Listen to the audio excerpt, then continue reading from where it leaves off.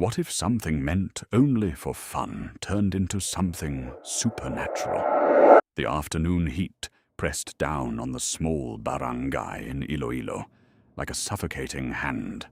The air shimmered above the cracked dirt road, and every step sent up faint clouds of dust that clung to skin already slick with sweat. Cicadas screamed from the trees, their endless chorus drilling into the silence between conversations. A group of 5 young students made their way down the uneven road, their laughter and chatter cutting through the heavy heat. They moved like any other group of friends, carefree, noisy, alive. But there was something about them, something restless. Juan walked at the front, flashing that familiar grin, always ready with a joke or a jab. He thrived on teasing, but when things got serious, everyone knew he'd be the first to stand his ground. Beside him was Maria, the only girl in the group, confident, sharp, unafraid. She carried herself with a quiet toughness, the kind that didn't need to prove anything. Manuel followed close behind, silent as ever. He listened more than he spoke, his eyes always observing, always thinking. If anyone could make sense of the unknown, it was him. Then there was Emilio, tense, shoulders tight, his patience already wearing thin. He cared deeply, maybe more than the others realized, but it came out as irritation, especially when he was the target. And finally, Ramon, the dreamer, the storyteller. His eyes lit up at the mention of anything strange, anything unexplained. If there was a mystery to chase, he'd already be halfway there. Despite their differences, they were bound by one shared obsession: old folklore, stories whispered by elders, legends that lingered long after sunset, tales that most people had the sense to forget. But not them, especially not the story of Nanay Remedios. As they walked, Ramon's voice rose again, spinning another theory, another possibility. Something hidden, something waiting to be found. The others leaned in, entertained, intrigued. All except Emilio. "Will you guys just stop?" he snapped, his voice cutting through the group like a blade. He turned to face them, eyes sharp with frustration. "You can't even finish your school assignment, and here you are, talking like you're about to uncover some big secret." The group fell quiet for a moment. Then Juan chuckled. "Oh, come on," he said, slinging an arm casually over Emilio's shoulder. "You're just mad because we hit a nerve." He leaned in slightly, lowering his voice with a teasing grin. "Or is this about Patricia?" Emilio stiffened. "Still thinking about her, huh?" Emilio's expression darkened instantly. He shoved Juan's arm off him with a sharp motion. "Do whatever you want," he muttered, his voice tight, controlled, but just barely. "Just don't drag me into your stupid fantasies." Without another word, he turned and walked ahead, his footsteps heavy against the dirt road. Behind him, the others exchanged glances. Something unspoken passed between them. Then, almost in sync, they stopped walking. Not a word was said, slowly, quietly. They stepped off the road. There, half swallowed by overgrown weeds and leaning trees, stood an old house. It had been abandoned for decades. The wood was warped and rotting, the windows hollow and dark like empty eyes. The roof sagged under its own weight, as if the structure itself had long since given up. No one in the barangay went near it. They said it was sacred. They said it was forbidden. They said something inside it had never left. Even the land around it seemed to reject life. No houses stood nearby. No laughter ever echoed past its walls. Only silence. Thick. Watching. Waiting. The four friends approached the house without hesitation, slipping through the broken entrance one by one. The moment they crossed the threshold, the air changed. Cooler.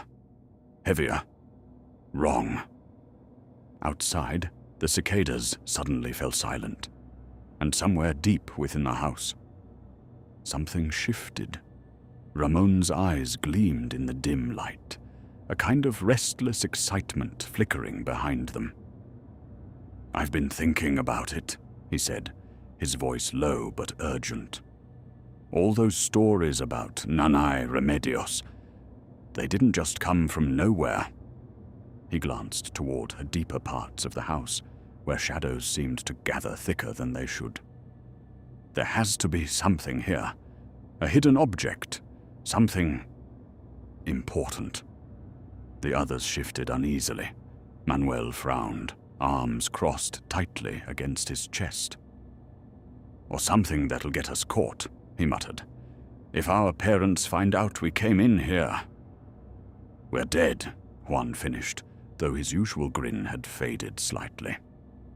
Maria clicked her tongue, scanning the broken windows as if expecting someone, or something, to be watching. "This place isn't just abandoned," she said quietly. "You've heard what people say." But Ramon didn't back down. "If we leave now, we'll never know," he insisted, stepping further inside.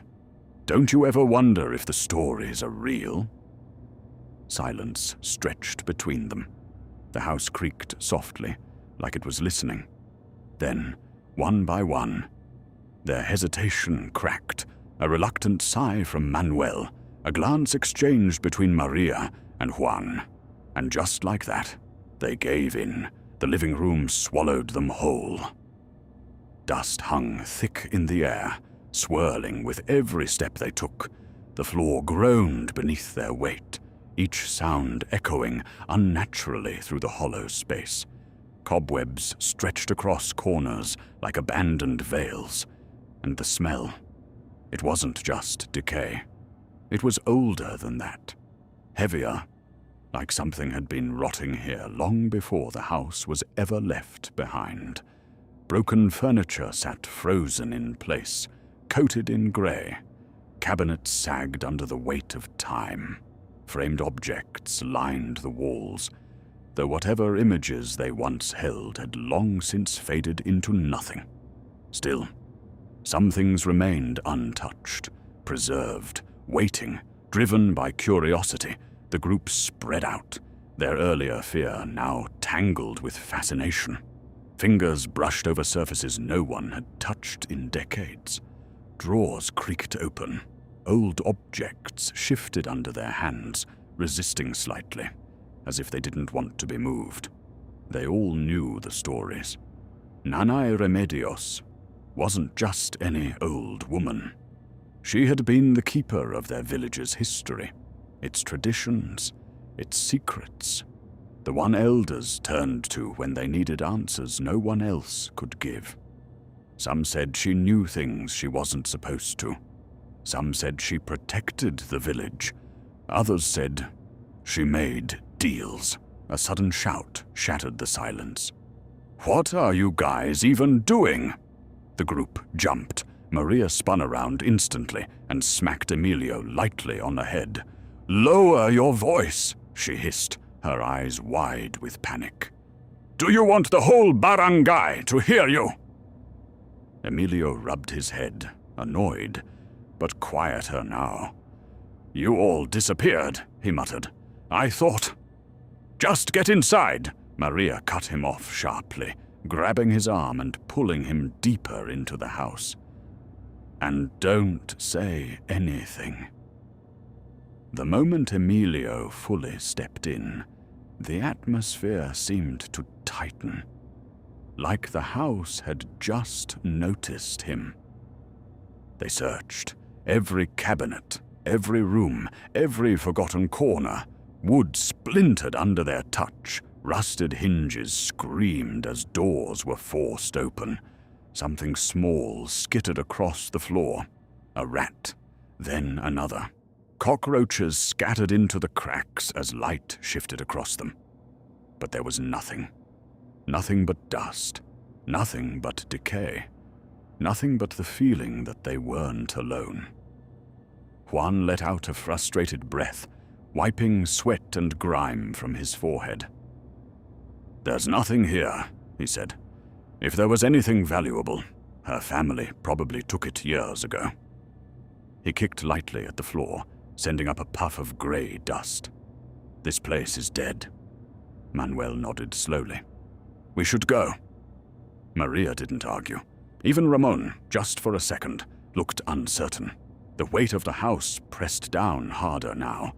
The silence, deeper, hungrier. Juan exhaled sharply. "I'm starving. Let's just head home." They turned, ready to leave. "Wait!" Ramon's voice cut through the air. It wasn't loud, but it stopped them instantly. They turned back. Ramon stood near a large, rotting cabinet pushed up against the wall. His eyes were locked onto it, unblinking. "There's something here," he said. Manuel groaned under his breath. "Ramon, just stop. There's nothing. Help me move it." That wasn't a suggestion. It was a command. Manuel shook his head. "No, we've already checked everything. We shouldn't touch anything else in this place." But Ramon didn't listen.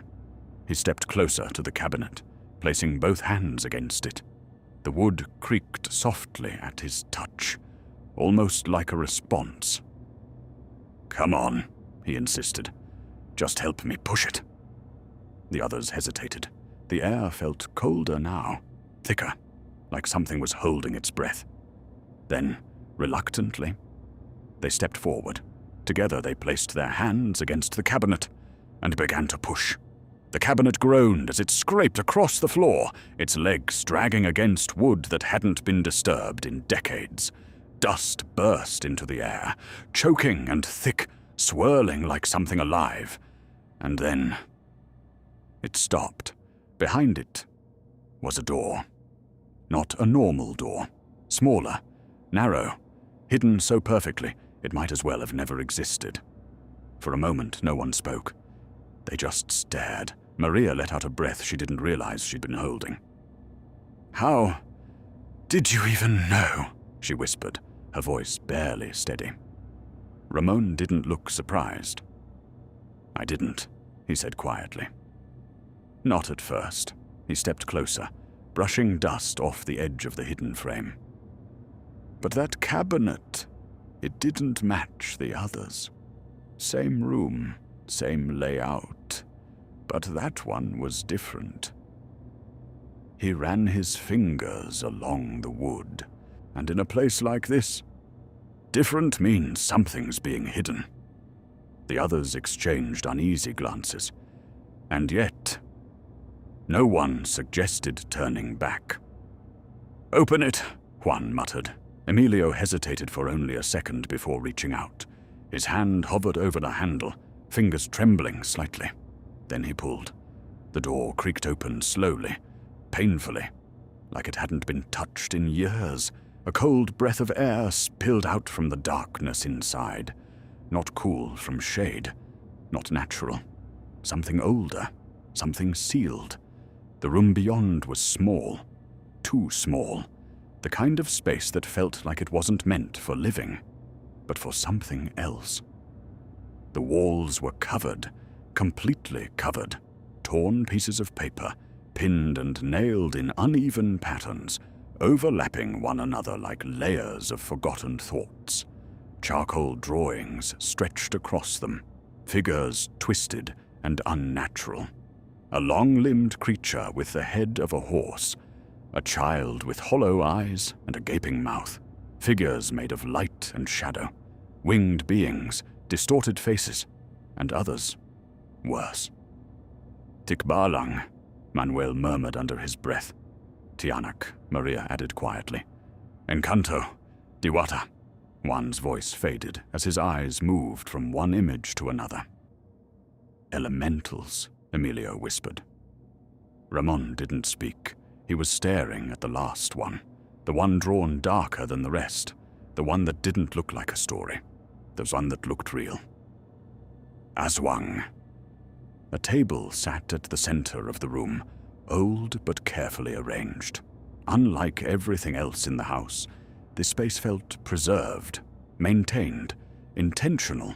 Stacks of books were piled neatly on one side, their edges worn but untouched by decay, as if time had simply avoided them. But that wasn't what held their attention. It was the book, the one left open, placed beside a wooden chair. Waiting. They didn't need to say anything. One by one, they moved closer, drawn in. The pages were thick, aged to a deep yellow. Symbols filled every inch of space, curved, unfamiliar, ancient. Baybayin, Manuel said softly, almost in disbelief. But the writing wasn't the strangest part. Beside the characters were circular markings, intricate symbols surrounded by phases of the moon. Crescent, half, full, repeating again and again, like a cycle that never ended. The ink looked fresh. Too fresh, as if someone had written it recently, or never stopped. Emilio stared at the pages, his brows slowly pulling together. You guys thinking what I'm thinking? No, the others answered instantly, all at once, too quickly. Emilio blinked. What? Snap. The sound echoed through the room. Ramon had closed the book. The air shifted, subtly, but enough. He turned to face them, his expression no longer filled with excitement. Now, it was something else. This isn't just a story, he said. This is knowledge, real knowledge. His voice dropped lower. If we understand this, we could learn everything. About the creatures, about the village, maybe even why Shu kept all of this hidden. Manuel stepped forward immediately. No. It came out sharper than expected. Everyone looked at him. We don't take it, Manuel continued, his voice steady but tense. This belonged to Nanay Remedios. If she left it here, there's a reason. He glanced at the walls, at the drawings, at the darkness pressing in from every corner. Some things are meant to stay hidden. Juan nodded slowly. For once, I agree with him. Maria crossed her arms. This doesn't feel right. Emilio swallowed. Yeah, something about this place. But Ramon didn't listen. We're not stealing it, he insisted. We're studying it. What if this could help the whole barangay? His words hung in the air. Tempting, dangerous, wrong, silence, heavy, unmoving. Then Ramon exhaled sharply and placed the book back exactly where it had been, open like he had never touched it. Let's go, Maria said quickly, her voice tight. Now! No one argued. As they stepped out of the hidden room, something felt off. The light outside had changed, dimmed, shifted into a deep orange glow. Juan frowned. Wait, what time is it? Manuel looked toward the window. The sun was already sinking. Low. Too low. That's not possible, he said quietly. We just got here. But they hadn't. Not really. Because in that house, time didn't move the same way. Behind them, inside the hidden room. The open book remained still, silent, waiting, and slowly, almost imperceptibly, one of the pages began to turn on its own. They were just about to leave. Maria had already taken a step towards a doorway when, slam! The door shut with a violent force that echoed through the entire room. All 5 of them froze. For a split second, no one moved. No one breathed. Then, panic hit. What the? Juan rushed forward, grabbing the handle and yanking it hard. It didn't budge. Emilio joined him, shoulder slamming against the wood.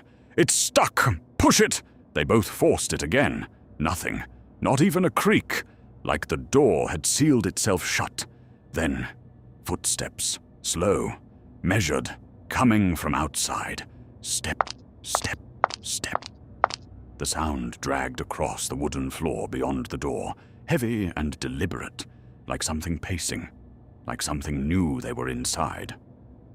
The air dropped cold, not just cool, cold enough to make their skin prickle. Maria's voice trembled. Did you hear that? No one answered. They didn't need to. They all heard it. They all felt it. What do we do? Maria whispered, her voice barely holding together. How do we get out? Manuel didn't respond. He stood still, eyes fixed on the door, his mind racing. Behind him, Juan, Emilio, and Ramon spread out, scanning the walls, the corners, anywhere that might lead to another exit. But there was none. Just the same suffocating room, just the same watching silence. Maria's breathing grew uneven. Her thoughts spiraled. There's no one out there, she said, her voice shaking more with each word. No one ever comes here. Her eyes darted toward the door. So how did it close? No one answered. Where did those footsteps come from? Her face drained of color. Her hands trembled. What if there's something here? The word barely escaped her lips. A ghost. For a moment, no one laughed. No one dismissed it. Because deep down, they were thinking the same thing. Emilio exhaled sharply, forcing a grin that didn't quite reach his eyes. Even if there is, he said, trying to sound confident, it's probably just messing with us, trying to scare us. His voice echoed slightly, too slightly, like the room was swallowing the sound. Juan nodded. Yeah, just a trick. But no one sounded convinced. Manuel stepped forward, quiet, focused. He crouched near the edge of the door, running his fingers along the frame, feeling every inch like he was searching for something invisible. Then he paused. There, a small hole, barely noticeable, almost hidden. He reached in and felt something cold, metal. Slowly, carefully, he pulled. A faint click echoed. The door loosened, and with a soft push, it opened. Fresh air rushed in, warm, real, alive. Manuel stood, a small smile forming on his face. Let's go. Juan immediately threw an arm around him. Man, you're a genius, he said, half laughing with relief. Maria didn't wait. Come on, she urged quickly.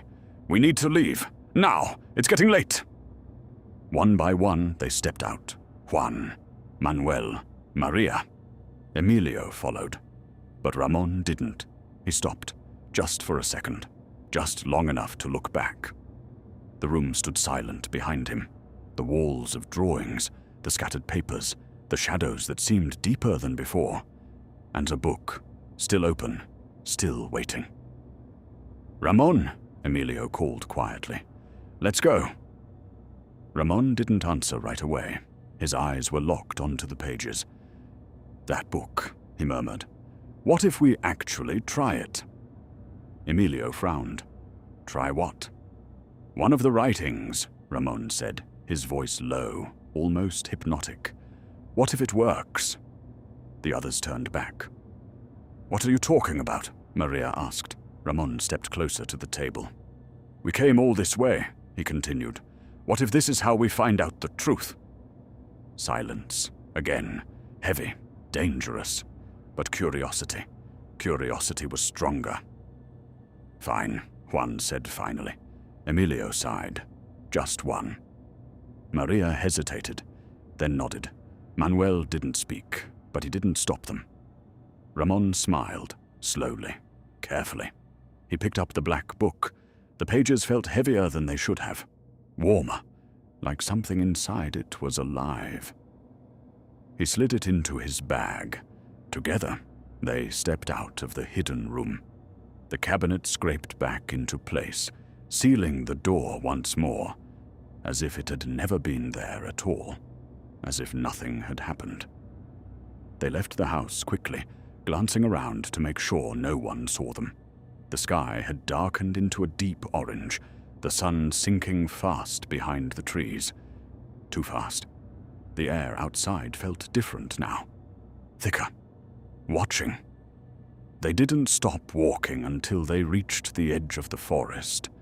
It was around 5:30 in the afternoon. But the shadows stretched longer than they should. The sound of insects filled the air, loud, constant, overwhelming, like a warning, like something waking up behind them, far back inside the abandoned house, hidden behind a cabinet, inside the sealed room, the place where the book once rested. Something moved, something that had been quiet for a very long time. And now, it wasn't alone anymore. They walked deeper into the forest until the sounds of the barangay faded completely. No voices, no footsteps, no sign of life. Just trees, tall, unmoving, their branches tangled together like fingers blocking out the last light of day. "This is good," Ramon said finally. The others didn't argue. The place felt hidden. Too hidden. They settled in a small clearing, surrounded on all sides by thick trunks and creeping shadows. The ground was uneven, littered with dry leaves that crunched softly under their weight. One by one, they dropped their bags and sat in a circle. The air felt different here. Still, heavy, like the forest itself was watching. Ramon stood in the center, pulling the black book from his bag. For a moment, he just held it. Then he opened it.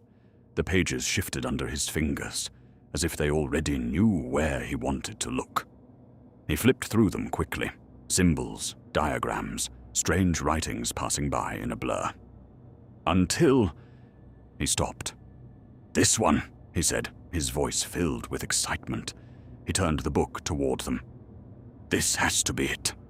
The page looked different, darker, the symbols more intricate, surrounded by circular markings and phases of the moon that seemed to twist if you stared too long. Ramon looked at Manuel. "You can read this, right?"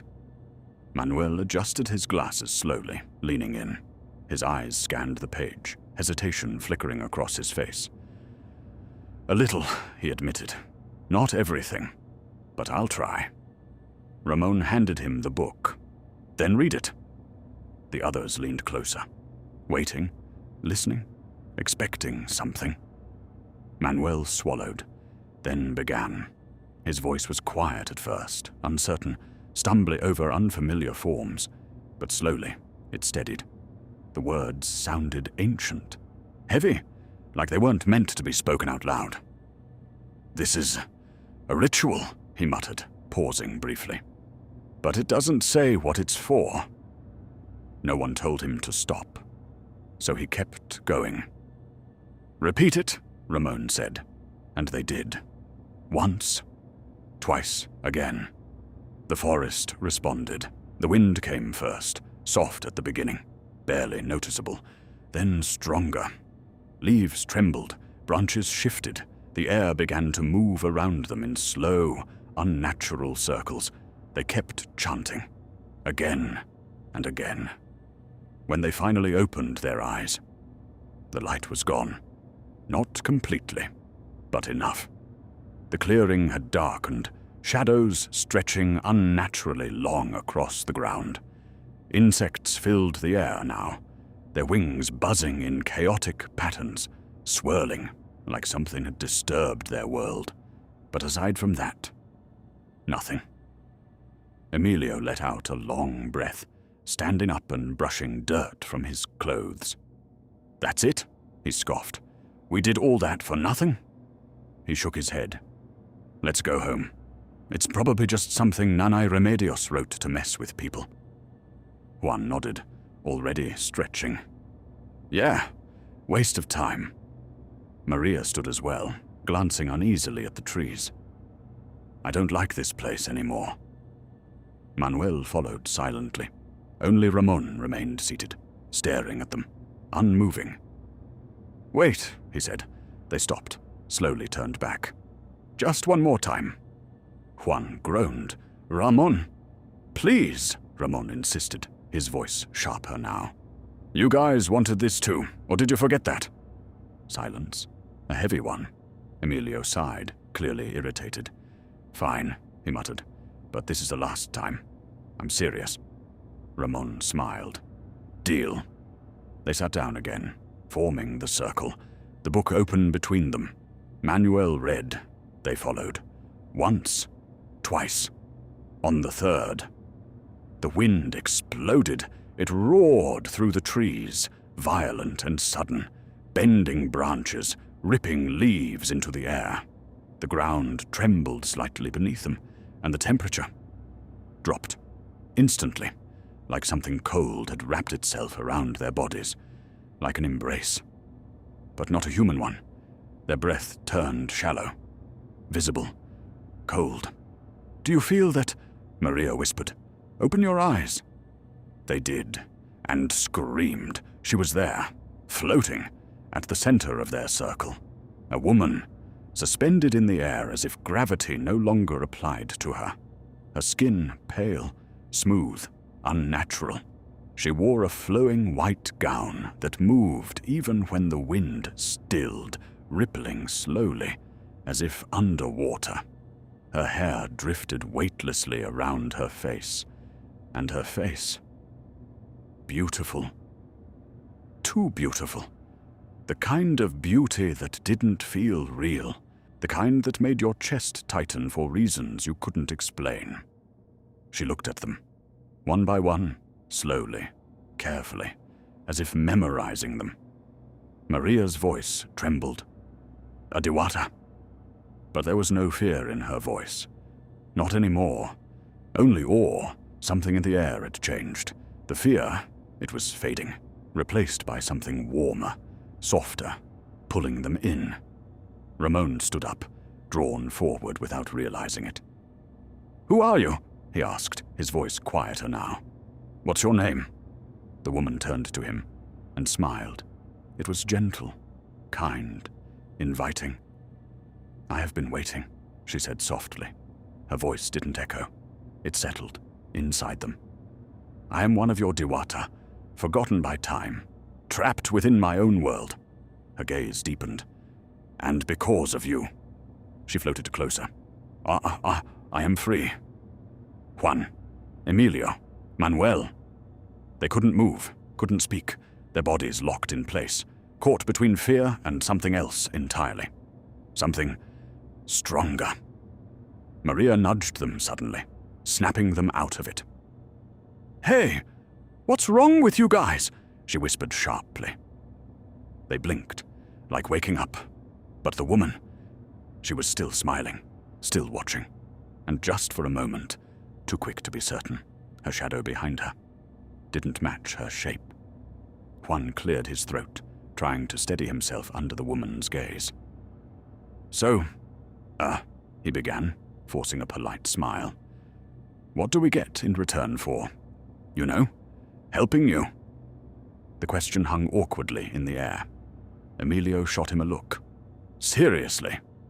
Ramon shook his head, annoyed. "Man, not everything has to be about that." Juan scratched the back of his head, chuckling nervously. "Hey, I'm just asking."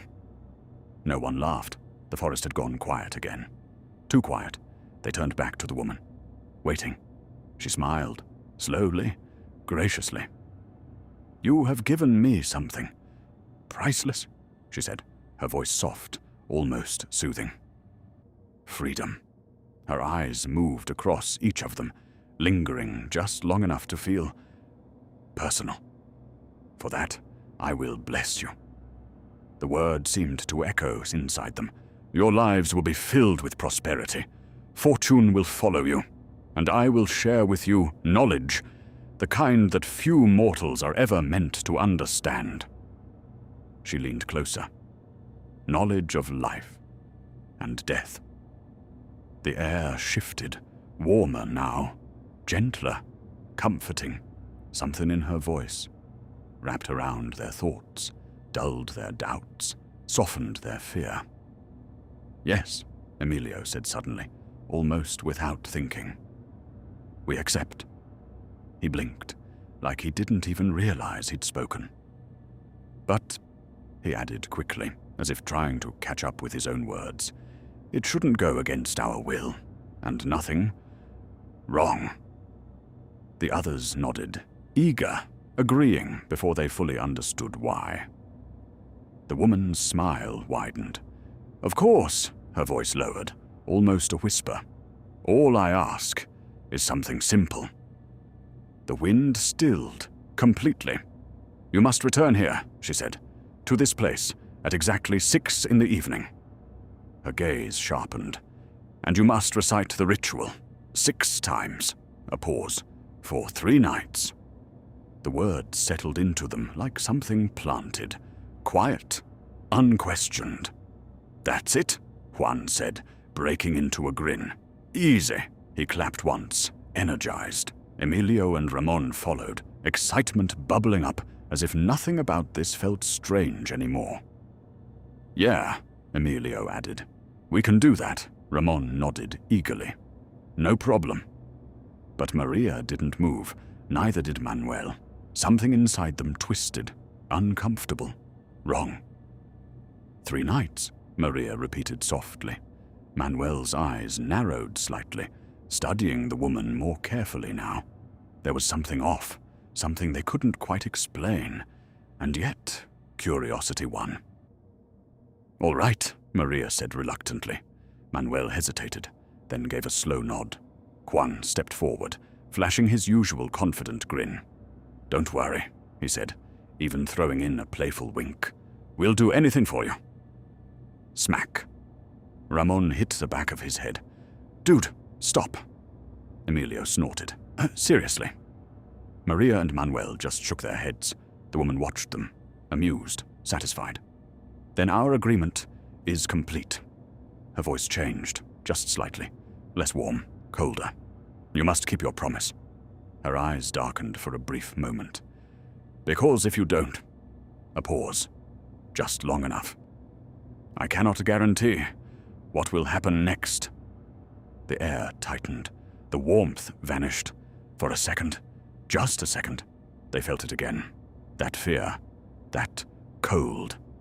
Then it was gone. "Let's go," Maria said quickly. No one argued.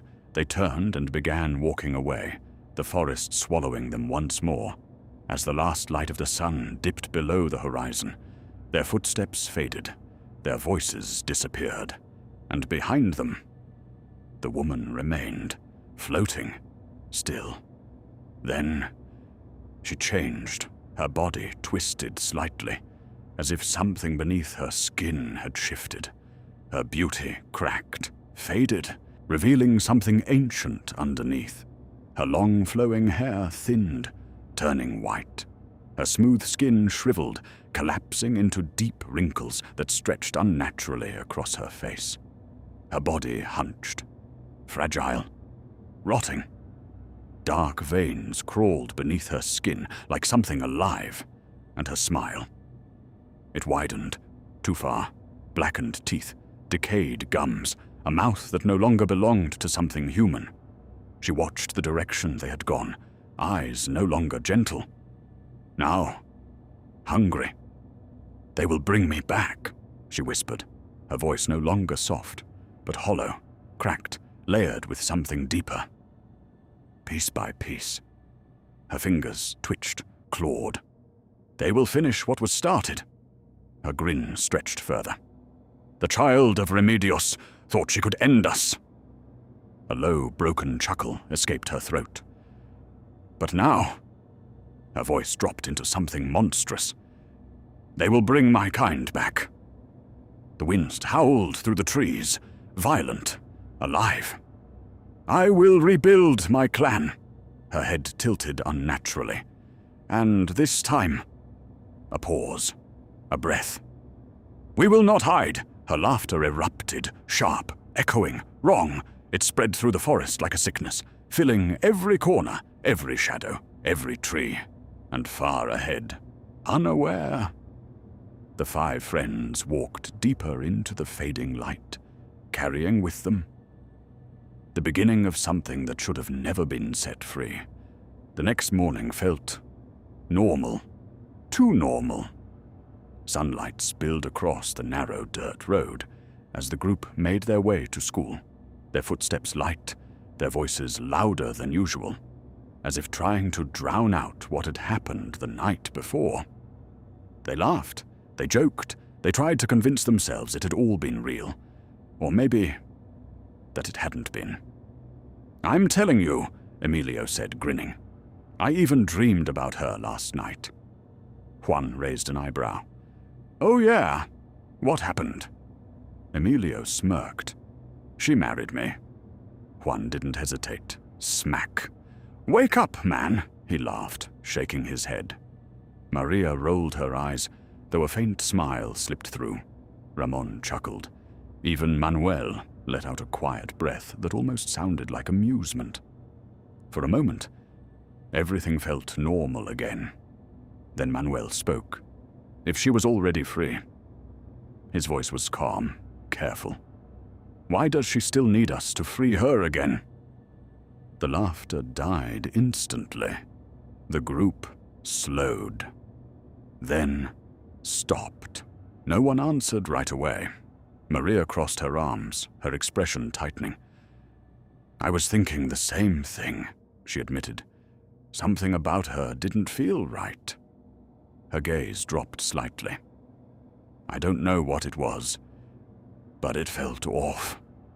Ramon shook his head quickly. "You're overthinking it." His tone was firm, defensive. "We helped her. That's all that matters." He looked at the others. "And she said she'd reward us, didn't she?" Juan nodded. "Yeah, that's true," Emilio shrugged. "I mean, nothing bad happened." Manuel and Maria exchanged a glance. Doubt lingered, heavy, unspoken, but in the end, they followed, because curiosity was stronger than fear. That evening, they returned to the forest, earlier than before. The clearing felt different now, familiar, like it remembered them. They sat in the same circle, opened the same book, spoke the same words, once, twice, 6 times. The wind came again, but weaker, less alive. They repeated it the next day, and the next, 3 days, exactly as she had asked. But on the 4th day, she didn't come. They waited, watched, listened. Nothing. No wind, no voice, no presence, just silence. On the 5th day, they returned again, called out to her, waited longer, listened harder. Still, nothing. "She's not coming back," Maria said, her voice edged with frustration. "I knew it. Something was wrong with her." Juan sighed, kicking lightly at the dirt. "Man, I really thought we'd see her again." Emilio whistled softly, glancing around the trees. "Maybe she just moved on." Manuel didn't speak. He was watching something, thinking, always thinking. Then Ramon stood up suddenly. "Wait." They turned. The book. Ramon held it in his hands, open. The pages were blank, every single one. The symbols, gone. The Baybayin, gone. The moon markings, gone. As if they had never existed. "What?" Emilio's voice cracked slightly. "What does that mean?" No one answered. They couldn't, because none of them understood. A cold wind surged through the clearing, sudden, violent. Their hair stood on end, their skin prickled, and then something brushed past them, not seen, not heard, but felt, like fingers trailing across their backs, like breath against their necks. Their bodies froze, their lips trembled. They were not alone. Crack. A sound snapped through the forest. Close. Too close. That was enough. "Run!" They didn't argue. They didn't think. They ran. Branches whipped against their arms as they pushed through the trees, breath ragged, hearts pounding violently in their chests. The forest seemed longer now. twisting, endless, until finally they burst out and stopped, right in front of the house, Nanai Remedios's house, the same broken structure, the same hollow windows, the same rotting frame. But now, it didn't feel abandoned. It felt awake. The 5 of them stood there, gasping for breath, unable to look away, because something inside that house was waiting, and whatever they had freed had already come home. They stood frozen in front of the house. The wind had died, the forest had gone still, but the tension between them, that only grew heavier. "What did you do?" Emilio snapped, his voice sharp with fear, barely held back. He turned on Ramon, eyes wide, breathing uneven. "Explain it! Why did the writings disappear?" Ramon opened his mouth, but no words came out. For once, he didn't have an answer. "Say something!" Emilio pushed. I don't know!" Ramon finally burst out, his voice cracking. "You think I planned this?" The panic in his eyes made it worse, more real, more dangerous. "Enough!" Manuel's voice cut cleanly through the chaos, calm, firm, unshaken. They all looked at him. "Blaming each other won't fix this," he said, his tone steady but serious. "Not now." He glanced at the house, then back at them. "We go home. We rest. Tomorrow. We figure it out." Maria nodded quickly. "He's right. We're not thinking clearly anymore." Her voice trembled slightly. "We need to stop. Just for tonight." The silence that followed was heavy, reluctant, but necessary. Emilio exhaled sharply, running a hand through his hair. Juan looked away, jaw tight. "Fine," Emilio muttered. They left, together, but quieter than before. Along the way, Emilio slowed down beside Ramon. "Hey," he said, not meeting his eyes. "Sorry." Ramon didn't respond right away, then gave a small nod. But the apology came too late. Because that night, the village changed. It started quietly, subtly. A cup sliding across a table, with no one touching it. A chair rocking on its own. Doors creaking open. Then slamming shut. And then shadows. People began to notice them first in passing. A flicker, a delay, something off. Until they moved, on their own, not following, not mimicking, watching. The whispers came next, low, unclear, always just close enough to hear, but never close enough to understand. The entire barangay felt it, and so did they. Maria stood alone in her room, drying her hair after bathing. The quiet should have been comforting, familiar, safe. Then, "Maria?" She froze, her brows furrowed slightly. "Hello?" Nothing. She shook her head. "Just outside," she muttered. Then again, "Maria." Closer, her breath hitched, her eyes widened. "No," she whispered. The voice repeated. Again, again, again. Louder, sharper, inside her head. She screamed, dropping everything, hands flying to her ears. "Stop! Stop it!" But the voice didn't stop. It echoed, over and over, relentless. Her chest tightened, her body went cold. Slowly, she lowered her hands and looked down. Her shadow moved, not with her. It twisted, shifted, turned its head. Before she did, Maria screamed again. Across the village, Manuel sat quietly at the table, eating, trying to ignore the feeling crawling beneath his skin. Then, "Manuel!" His father's voice. Panicked, he stood instantly, rushing towards the kitchen, and stopped. Utensils hung in the air. Knives, pans, metal spoons, all suspended, as if held by invisible hands. "What is this?" his father shouted. Manuel didn't hesitate. He lunged forward, grabbing him and pulling him back just as everything dropped. Crash! Metal slammed into the floor. Knives clattered violently. One landed exactly where his father had been standing. Silence followed. Heavy. Manuel turned. His father's eyes rolled back. And he collapsed. "Dad!" Elsewhere, Ramon stood in front of his mirror, combing his hair, trying to distract himself, even dancing slightly, forcing normal. Then, a sound. A faint hiss. He froze. "Hello?" The sound came again. Longer. Closer. His eyes shifted to the bag. The book. He slowly reached for it, pulled it out. The pages were still blank, but the sound was coming from inside. A whisper. Old, cracked. He pressed the book closer to his ear. The whisper stopped. Instantly. Ramon froze, his breath shallow. Then he shoved the book back into his bag, fast, and left the room. Juan and Emilio weren't spared either. Flickering lights, moving objects, shadows that didn't belong to them. And the whispers, always the whispers, by morning. It wasn't just them anymore. The entire village was changing, and they knew, deep down, this wasn't coincidence. This was their fault. So they returned, back to the forest, back to the clearing, back to where it all began.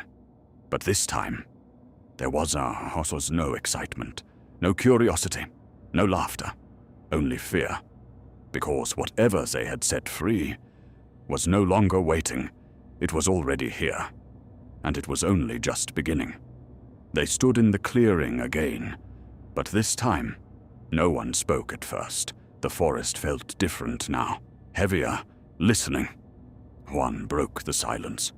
"Tell me I'm not the only one who experienced all that," he said, his voice quieter than usual. "The whispers, the moving stuff, the shadows." No one laughed. No one denied it. Manuel nodded. Maria nodded. Emilio. Ramon. All at once, a cold realization settled between them. "It wasn't just me," Emilio muttered, his voice tight. Manuel stepped forward slowly, his expression more serious than they had ever seen before. "I think," he began carefully, "this is connected." They all looked at him. "To the ritual," he continued, "to the 3 days." His eyes darkened slightly. "And to her?" The word hung in the air like a warning. Maria swallowed. "You mean the Dewata?" Manuel didn't answer right away. That alone was enough. Ramon frowned. "That doesn't make sense," he said quickly. "We helped her." "Did we?" Manuel replied. Silence, again, heavy, uncomfortable. Juan exhaled sharply. "Okay, let's say you're right," he said. "Then how do we stop it?" He looked at the book in Ramon's bag. "It's blank now." Emilio suddenly snapped his fingers, as if something clicked. "Wait," he said. "The elders, they used to talk about something like this." The others turned to him. "About Nanay Remedios," he continued. "Something strange that happened a long time ago." His voice lowered. "Maybe the answer's still in her house." That was all it took. They didn't argue, because deep down, they already knew where this was leading. That same day, just before dusk, they returned. The house stood exactly as before. Rotten, silent, watching. But this time, it didn't feel empty. It felt occupied. They didn't hesitate. They went straight inside, straight to the cabinet. It screeched as they pushed it aside again, revealing the hidden door behind it. And the moment they stepped into the room, the air shifted, colder. The walls of drawings seemed darker now. The papers more chaotic. The faces more distorted. They spread out, scanning every inch, reading, studying, searching for anything that could explain what they had done. Then, "Hey!" Juan's voice, sharp. "Look at this!" They gathered around him. He pointed at a drawing, pinned crookedly to the wall. A woman, floating, wearing white. Beautiful. The same face. Maria stepped back slightly. That's her. Emilio stared. No way. Ramon's expression dropped. That's impossible. But it wasn't, because the image was exact. Not close, not similar. Exact. The same woman who smiled at them. The same one who promised them knowledge. The same one who vanished. After they finished the ritual. Manuel didn't waste time. He tore the drawing from the wall, along with the papers behind it. Wait, what are you doing? Juan asked. Reading, Manuel replied. His voice was tight, focused, urgent.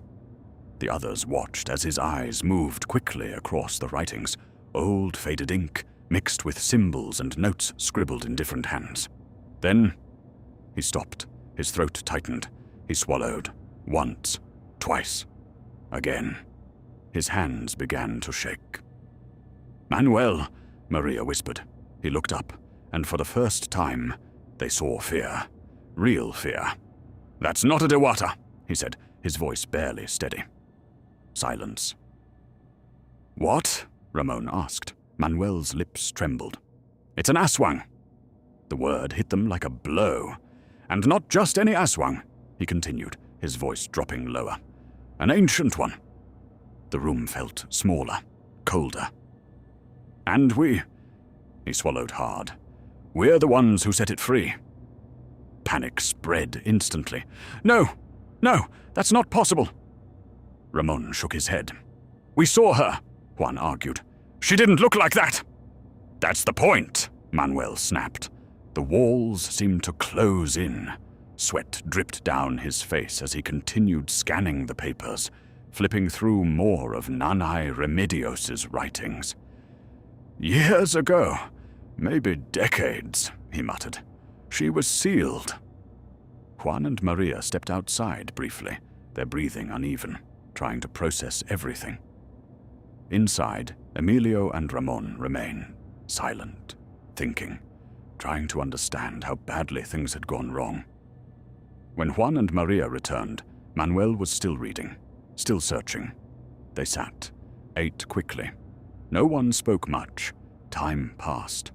An hour, then another, until finally, Manuel dropped the papers. He let out a long, heavy breath. His face said everything. Fear, exhaustion, realization.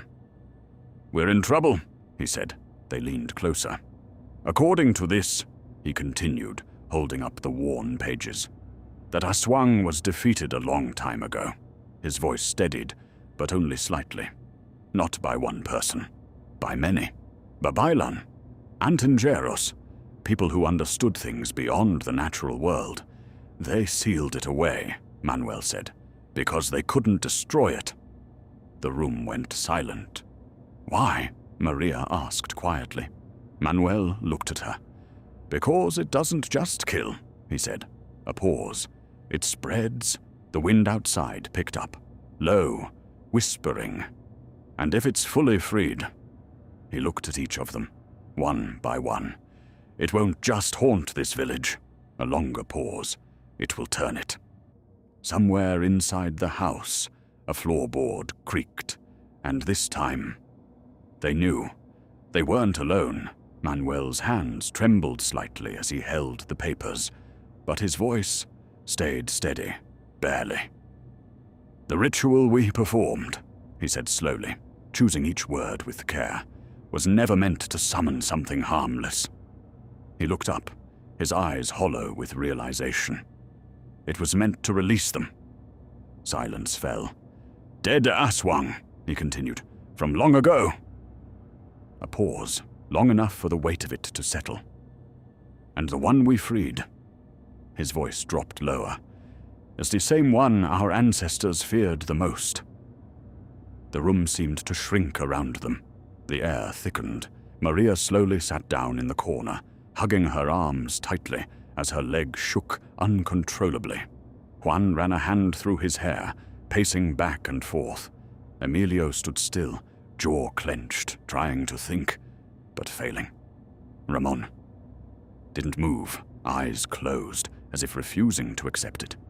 Manuel continued, performing the ritual for 3 days. He swallowed. It strengthened her. Outside, the wind whispered faintly. It gave her power. His voice grew quieter. Enough to influence the village. The moving objects, the shadows, the whispers. It's all her. The truth hit them all at once, hard, unavoidable. What happens next? Maria whispered, her voice shaking. No one answered, because they already knew. It was only going to get worse. We should tell someone, Juan said suddenly. Our parents, the elders, anyone. They might know what to do. Manuel shook his head slightly, flipping through the pages again. No, he said. They won't. He stopped, eyes scanning something carefully. Then he froze. There is a way, he said. Hope flickered, small, fragile.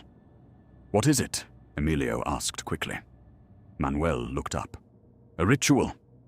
The word alone made their stomachs turn. It can seal her again, he continued. Send her back, wherever she came from. Relief tried to rise, but it died instantly. It was written in the black book. Silence. And now, the book was empty. The hope vanished as quickly as it came. Still, they tried. They searched everything. Every cabinet, every paper, every corner of the hidden room. They tore through the walls of drawings, scanning every symbol, every faded line, every possible clue Nane Remedios might have left behind. But there was nothing. No second copy. No hidden instructions. No salvation. Only a truth. That was it, Manuel said quietly. Everything was in that book. The room felt colder, heavier. Juan stopped pacing, his voice breaking slightly. So, what do we do now? Maria shook her head, tears welling in her eyes. This wouldn't have happened if we didn't touch it. Ramon lowered his head, his voice barely audible. I'm sorry. No one spoke. Then Manuel stepped forward. No, he said firmly. They looked at him. This isn't just one person's fault. His voice steadied. We didn't know. A pause. But now we do. The weight of responsibility settled in, fully. Ramon slowly lifted his head. His expression changed. No longer denial. No longer confusion. Now, determination. Then we find her, he said. The others hesitated, then nodded, because there was no other choice. Before leaving, they gathered what little protection they could. Garlic, salt, simple things, old beliefs. But in a situation like this, they were all they had. As the sun dipped lower, they carefully stepped out of the house, making sure no one saw them. The shadows stretched long across the ground. Too long. We go home first, Manuel said, then meet back here at 6. No one argued. They separated and returned to lives that no longer felt like theirs, inside their homes. The fear followed. They heard their parents talking, whispering, worried. Things are happening. Objects moving. Something's wrong. The village was beginning to notice. And the worst part, they knew why. They stood there, listening, silent, carrying the truth like a weight they couldn't put down, because they weren't just witnesses anymore. They were the reason.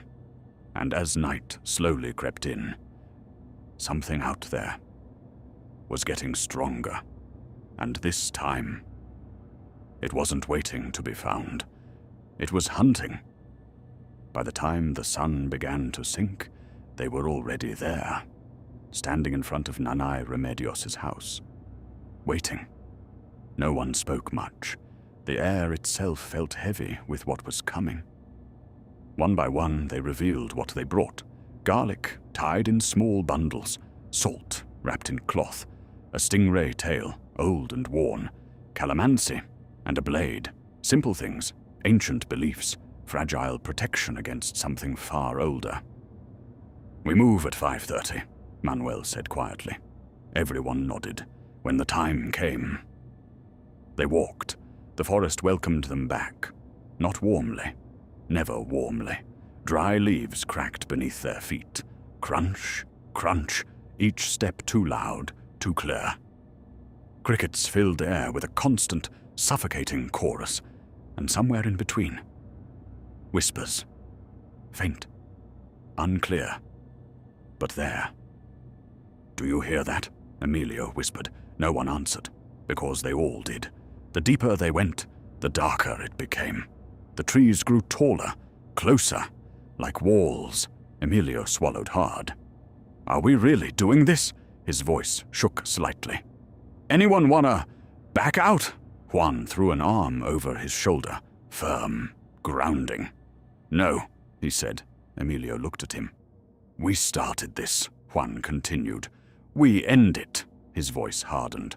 "Or everything that happens is on us." Maria walked beside them, shaking her head slightly. But she didn't argue. Manuel's eyes scanned every direction. Ramon walked silently, his grip tightening around the bag that held the book. Then, the wind came, sudden, violent. It tore through the trees, sending leaves spiraling into the air. The group froze. And then, they heard it. Laughter. Low, eerie, echoing from everywhere. And nowhere. It wrapped around the forest, bending with the wind, shifting direction with every second. Emilio immediately ducked behind Ramon. "Nope, nope, I don't like that!" Manuel stood still, trying to steady his breathing, but his hands trembled. Maria tightened her grip on the sickle, quickly grabbing salt from her bag, her movements sharp, ready. The laughter grew louder. Closer, the trees began to shake. Branches rattled violently. Birds burst from the canopy, fleeing. Insects scattered into our air. The forest was reacting. Then, silence. For one terrifying second. Everything stopped, and she appeared, floating, right in front of them. The illusion was gone. Her beauty, gone. In its place, something ancient, something wrong. Her body was thin, almost skeletal, wrapped in decayed skin stretched too tightly over bone. Long white hair hung in tangled strands around her face. Dark veins crawled beneath her flesh like living things. Her eyes, sunken, hungry, and her smile, blackened teeth, rotting, wide, too wide. The group screamed, "Run!" They didn't hesitate. They turned and ran, crashing through the forest blindly, branches cutting against their skin, breath tearing through their lungs, until they dropped beneath the shadow of a massive tree. They crouched low, hiding, barely breathing. Their bodies trembled uncontrollably. Their hearts pounded so loud, it felt like it would give them away. No one spoke. They didn't need to, because they all felt it. She was close, very close. Her voice echoed through the forest. "My return." A pause, a distorted inhale. "Is almost complete."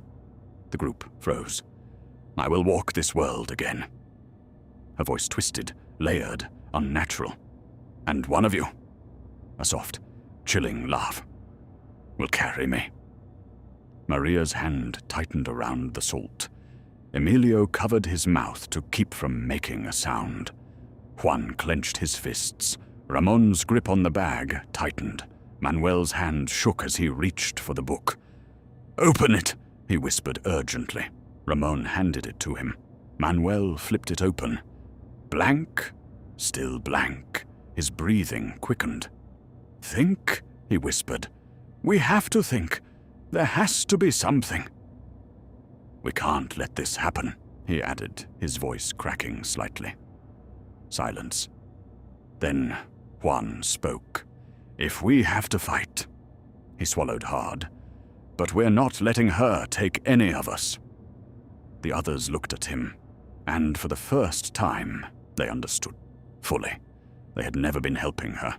They had been used.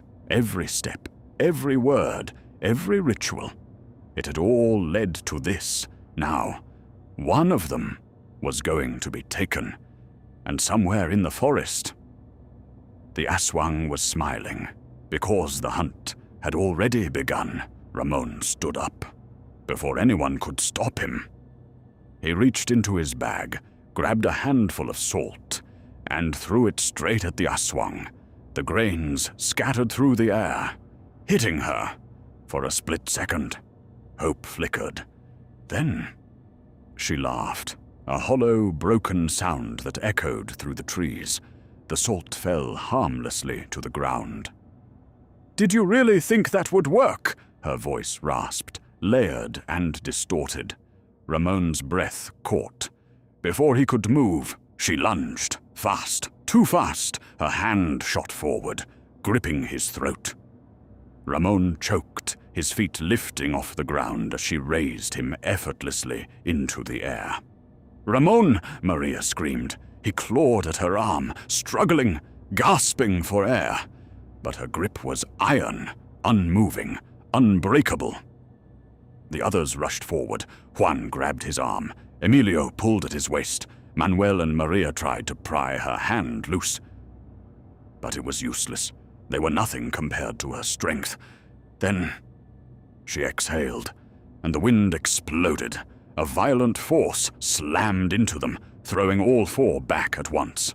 They hit the ground hard, air knocked from their lungs, bodies skidding across dirt and leaves. "Get up!" One coughed, but they couldn't, because they saw it. They saw what was happening. Ramon's body began to shake, violently, unnaturally. His limbs jerked, twisting as if something inside him was forcing its way in.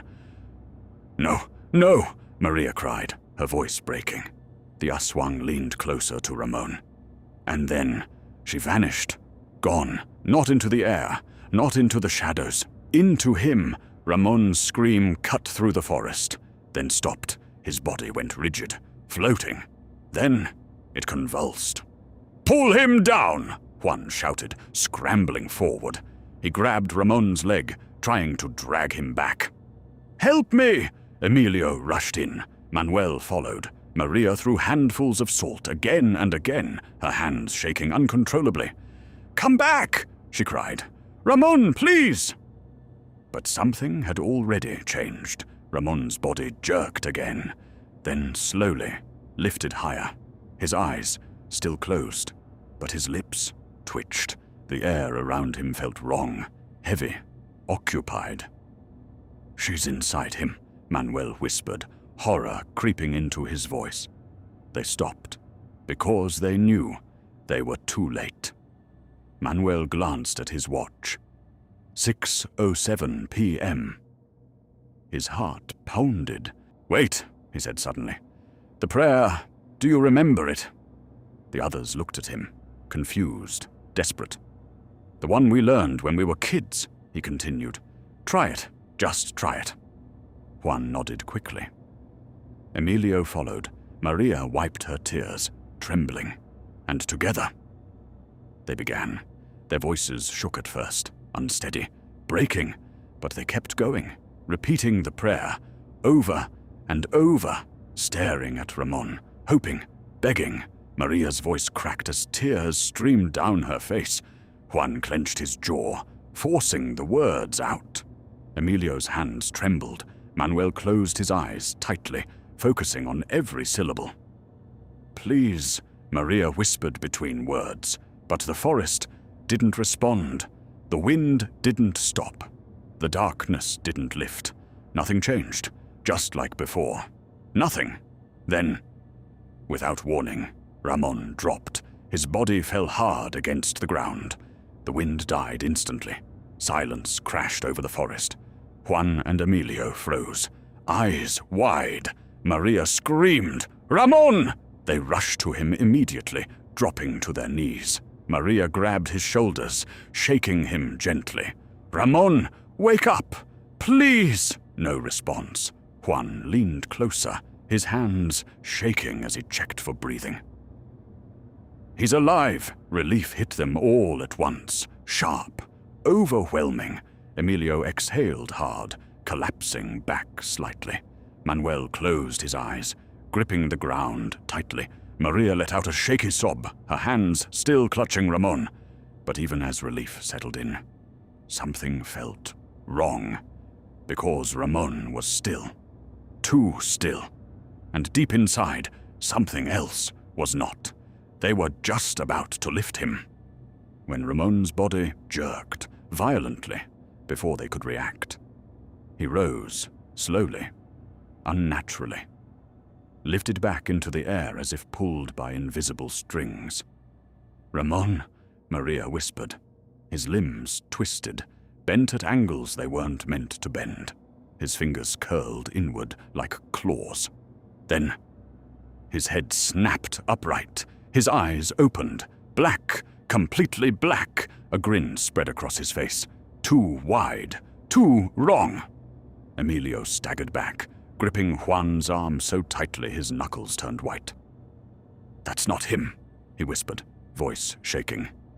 "That's not Ramon anymore." The thing inside Ramon tilted its head slowly, listening, studying. Then it spoke. "I told you." The voice was layered, Ramon's, and something older, deeper, rotting beneath it. "I would not let you win." The wind stirred again, low, threatening. "This body," it continued, its grin stretching further, "is mine now." Maria shook Manuel urgently. "Do something! Think!" Manuel's mind raced, fragments of memory, pages, symbols, words he barely understood. He forced himself to focus. He looked at Ramon. No, at what Ramon had become. Veins bulged beneath his pale skin, dark, pulsing, his face hollowed, his eyes empty. Manuel swallowed, then reached into his pocket. A coin. Without hesitation, he threw it and began to pray. The coin struck Ramon's chest. A scream tore through the forest. Not human. The Aswang recoiled violently, its body twisting mid-air as if burned from within. "It hurts," it hissed, voice breaking. Manuel's eyes widened. "It works!" "Help me!" Juan, Emilio, and Maria rushed in. They grabbed everything they had. Salt, garlic, coins, and threw again and again and again. "Keep praying!" Manuel shouted. Their voices rose together, desperate, shaking. Each word felt like a fight. The Aswang screamed louder, writhing as the objects struck Ramon's body, each one leaving an unseen burn that made it recoil. "Stop!" it shrieked, but they didn't. They couldn't. Then its eyes changed. The pain vanished, replaced by rage. Pure, violent rage. Its arms lifted, and the wind exploded. A brutal force slammed into them, sending all four crashing into the ground. They groaned, bodies aching, breath knocked from their lungs. "Get up!" Juan hissed through clenched teeth. They struggled to stand, but the Aswang hovered above them, untouched, unbroken. "You are nothing," it growled. "You think you can stop me?" Its grin returned. "All I need is this body." Emilio clenched his jaw, suddenly rushing forward. "I'll end this." He raised the blade, aimed straight at Ramon's chest, and stopped, frozen. His hand trembled, because he realized. That wasn't just the Aswang. That was Ramon. "I can't," he whispered. The blade lowered. The moment shattered.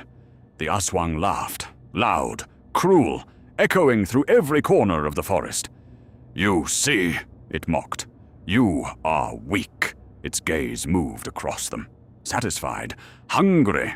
Manuel forced himself up, his mind racing again. "Wait! Listen!" he said urgently. "We can't attack him! We have to hold him down!" Their bags, branches, leaves, stones, floating, suspended in the air. Their eyes widened in horror. And then, It moved. Everything shot toward them at once. "Move!" Maria screamed. They dove behind a massive tree just in time. Objects slammed into the trunk with brutal force. Maria clutched her chest, breathing fast. "It's controlling everything. The ritual. It gave it power." Slowly, she peeked out and froze. Ramon, no! The Aswang was staring directly at her. Its head tilted, its grin widened. It had found her. "Run!" Maria screamed. She didn't wait. She bolted into the deeper part of the forest. Juan, Emilio, and Manuel followed instantly. Branches tore at their skin as they ran blindly through the darkness. Then, something slammed into them. Maria. She was thrown back, hard, landing right in front of them. But she wasn't free. She was floating, her body lifted off the ground, her hands clawing at her throat. The Aswang, now outside Ramon, held her in the air, choking her. Maria gasped for air, her legs kicking weakly as tears streamed down her face. "No!" Juan shouted, rushing forward. The Aswang laughed. "This one," its voice twisted with satisfaction, "is far better." It studied Maria, slowly, hungrily. "Stronger." A grin. "More suitable." Its voice dropped, dark, promising. "I will wear her." Maria's body trembled violently, and through her, the forest seemed to darken around them. "I will rule." "Let her go!" Emilio shouted, but it was too late. The Aswang leaned forward and vanished. Into Maria, her body jerked, then convulsed violently. She screamed, a sound that didn't fully belong to her anymore, and rose into the air. "Maria!" Juan cried. At the same time, a faint groan came from behind them. "Ramon!" Emilio turned instantly, rushing to him. "Ramon! Hey! Stay with me!" Ramon barely moved, barely breathed, but he was alive. "Manuel!" Emilio shouted. "Do it! Now!" Manuel didn't hesitate. "Everyone, hold hands!" They formed a circle beneath Maria's floating body, hands locked tightly together. "Follow me," Manuel said, his voice shaking but firm. They closed their eyes and began the ritual. In reverse, the words felt wrong, twisted, heavy on their tongues, but they kept going. Above them, Maria's body jerked violently. A scream tore through the air. Not hers, the Aswang. It howled in pain, in rage, in something else. Fear. "Keep going!" Manuel shouted. "Don't stop!" The wind exploded again, stronger than before. It pushed against them, tried to tear them apart. Their grip tightened. "Don't let go!" Manuel yelled. Veins bulged in his neck as he forced the words out. Juan gritted his teeth. Emilio shut his eyes tightly. Ramon, barely conscious, clung weakly. And together, they chanted, louder, stronger, refusing to break. Above them, Maria's body twisted unnaturally. And the Aswang screamed, because this time, something was fighting back, and it was losing. The wind howled louder, stronger, relentless. Maria's body twisted violently above them, suspended in an air like something caught between worlds. The Aswang's scream tore through the forest. Raw, agonized, unnatural. But then, something changed. A voice, not the Aswang's, soft, gentle, calm. It slipped into their minds like a quiet breath. "Oh, what have you done?" Their chanting faltered for a second. "How did you release it?" The voice wasn't angry, not harsh, but heavy, filled with something older than fear. "Listen to me." Manuel's eyes widened slightly. "Maria." "No, someone else. I will show you." The words began to form in their minds, clear, precise, ancient, the only way to stop Napoles. Napoles, the name struck deep, like something remembered, like something feared. They didn't question it. They couldn't. because deep down, they knew. Nanai Remedios. She had come back, not in body, but in spirit, guided by their prayers. "Stand," Manuel whispered. They rose together, hands lifting, voices aligning, and then they spoke. Not the old ritual, a new one, stronger, sharper, burning with meaning. The words poured out of them as if they had always known them. Above, Maria's body convulsed violently. The Aswang screamed, this time different. Not just pain, fear. A sound so deep it felt like the forest itself trembled. The wind surged again, striking them again and again, trying to break them. Their bodies shook, their breath strained, invisible pressure wrapped around their throats. Tightening, choking. But they didn't fall, because something else held them up. A force, warm, protective, the ritual. They kept going, refusing to stop, refusing to break. Until the voice faded, the wind died, the scream vanished, silence, heavy, complete. Manuel slowly opened his eyes. The forest stood still. No movement, no whispers, no presence. Then he saw her. Maria! She lay on the ground, still, unmoving. Relief hit him first, then fear. "Over here!" he called. The others rushed to her side. They lifted her carefully, placing her beneath the shelter of a large tree. "Maria! Wake up!" Juan said, shaking her gently. No response. Emilio checked her breathing. "She's alive," he said quickly. But she didn't wake. The silence around them returned. But this time, it felt empty. Whatever had been there was gone. Juan turned to Ramon, who sat nearby, still trembling. Hey," he said quietly. "You okay?" Ramon blinked, confused. "I don't know," he admitted. "I just remember feeling weak." He looked at his hands. Then everything went black. His expression shifted as memory caught up with him.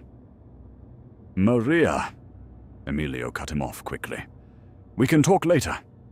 His voice was urgent, focused. "We need to get her to an albulario, now." No one argued. Together they lifted Maria carefully and began the walk back. The forest no longer felt alive. No whispers, no laughter, just silence. But none of them trusted it. They moved quickly through the village, avoiding questions, avoiding eyes, carrying both their friend and the weight of what had happened. They stopped in front of a small house. "Here," Manuel said. He stepped forward and knocked, hard, urgent. A moment passed. Then the door creaked open. An old man stood there. Manong Rodolfo looked at them, at Maria, at their faces, and his expression changed from confusion to something else. Recognition. "You brought something back," he said quietly. The air around them felt heavy again. Because even though the Aswang was gone, something told him this wasn't over. The door creaked open, and the old man's eyes widened. "What happened to her?" Manong Rodolfo exclaimed, stepping back quickly. "Come in, quickly!" They didn't hesitate. They carried Maria inside, laying her gently on a woven mat. "Sit," he instructed firmly, gesturing to a long wooden bench. Juan, Emilio, Ramon, and Manuel obeyed, their hands trembling slightly as they sat together. Silently, they prayed. Across the room, Manong Rodolfo knelt beside Maria, taking her hand. He closed his eyes and began to pray. His voice was low, steady, ancient. The air shifted, subtly. For a moment, nothing happened. Then his eyes snapped open. He placed his palm gently on Maria's forehead. A pause, and Maria gasped. Her eyes flew open. "Maria!" Juan rushed forward. She blinked rapidly, confused, weak, but alive. Relief flooded the room. Later, Once Maria was able to sit up, Manong Rodolfo faced them. "Tell me everything," he said. And they did. Every detail, every mistake, every moment of fear. The old healer listened without interrupting, his expression unreadable. When they finished, he exhaled slowly. "You were fortunate," he said. "Very fortunate." He explained what they needed to do in the coming days, how to protect themselves, how to ensure the Aswang would never return. His voice carried weight, authority. Then he stood. "You will go home now," he said. "Rest," his gaze sharpened, "and return tomorrow, 5 in the afternoon." He didn't let them leave alone. One by one, he walked them home himself. That night, Ramon couldn't sleep. Something felt wrong, incomplete. He reached for his bag, opened it, searched, then froze. The black book was gone. He searched again, faster this time, more desperate. Nothing. No! His chest tightened. The next day, after classes, they returned to Manong Rodolfo. He prayed over each of them carefully, his hands hovering, sensing something unseen. Then, he sighed. "The presence is gone," he said. Relief washed over them, but it didn't last. "We are not finished," he added. The room grew quiet. "We must go back," he said. "To her." To Nanay Remedios, he turned to Ramon. "The book." Ramon swallowed hard. "It's gone," he admitted. "I checked. I even went back to the forest earlier. It's not there." Manong Rodolfo nodded slowly, grave. "Then we must find it," he said, "and burn it." Together they returned to the forest. They searched everything, every tree, every path, every inch of the clearing. But the book was nowhere, gone, like it had never existed. With no other choice, Manong Rodolfo led them back to the house. But before they even reached it, they stopped, frozen. The house was burning. Flames roared into the sky, devouring the old structure completely. The fire moved unnaturally. Fierce, uncontrollable. Villagers gathered around, throwing water again and again. But it did nothing. The fire didn't weaken, didn't slow. It only burned. The 5 stood in shock, speechless. Manong Rodolfo stepped forward, watched, then shook his head, a faint smile crossing his face. "Let it burn," he said calmly. The villagers hesitated, then obeyed. One by one, they stepped back.